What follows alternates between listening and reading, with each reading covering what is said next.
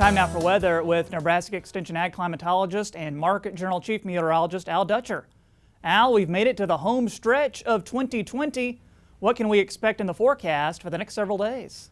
Well, Troy, we can't complain about the weather this past week. We really didn't have anything in the way of precipitation. Temperatures during the first part of the week were above normal. Then we seen the cold air come in. We're going to turn this back to more reality, if I like to call it that, closer to normal to slightly below normal. Now we started to see this general warm up here at the end of the week.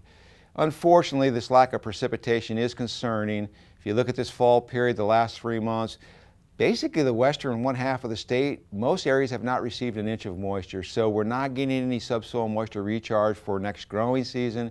And even in eastern Nebraska, depending on location, we're running anywhere from 25 to 50% of normal fall moisture. So we're carrying 2 to 3 inch deficits in a lot of locations. And that'll have to be made up at some point in the future. Otherwise, we're going to be compromised as we go into next growing season with insufficient soil moisture and be relying on timely rainfall events the entire summer. And if we have a situation like this year where the warmth and the dryness returns during the second half of the summer, it'll get pretty ugly pretty fast. So unfortunately, nothing in the way of precipitation this next 7 days, but there are signs from the GFS model that maybe this pattern is finally going to start to rotate more toward an eastern U.S. trough as we move into the second half of the month. That'll give those that want to see snow a little bit better chance of seeing some before Christmas. Those that don't want to see the snow might want to put this book away for a little bit because it is going to come eventually. Let's take a look at the upper air models and see what we got in store. And the first thing I'll draw your attention to is the trough across the east. Cut off a low that was forecasted to be over the central Rockies last week actually came a little farther south and east. That's going to move slowly to the east. We're under the influence of high pressure. Nothing in the way of any significant moisture to deal with.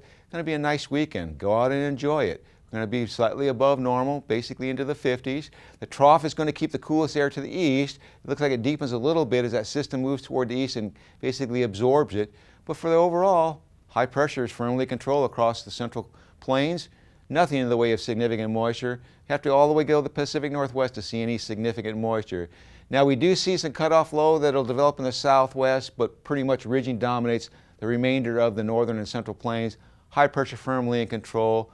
I think we might even push the 60-degree mark as we get into Monday across portions of the southwest. Now as we go into the day on Tuesday, that trough starts to make inroads in the Pacific Northwest. That's going to shunt that warmer air even farther toward the east. So we're going to see another nice day as we go into Tuesday. Precipitation free.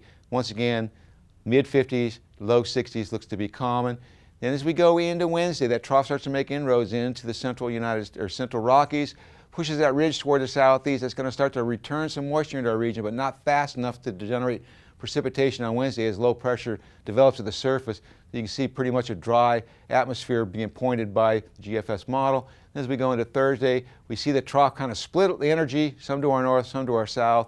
The primary emphasis of heavy precipitation will be with the southern portion of this, and you see most of that is down in the deep bend region of Texas.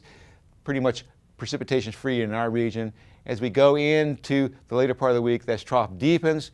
We start to get a bigger surge of moisture, and low pressure starts to form basically in eastern Illinois, and then we have another piece of energy back toward Texas. That's going to start to fill in some precipitation, and there is a hint that we might actually get some snow into southeastern Nebraska. We'll pay attention to this system, but it looks like as we go into next weekend, even more energy will make it into our region, particularly later half of the weekend, and we'll see an increase in precipitation.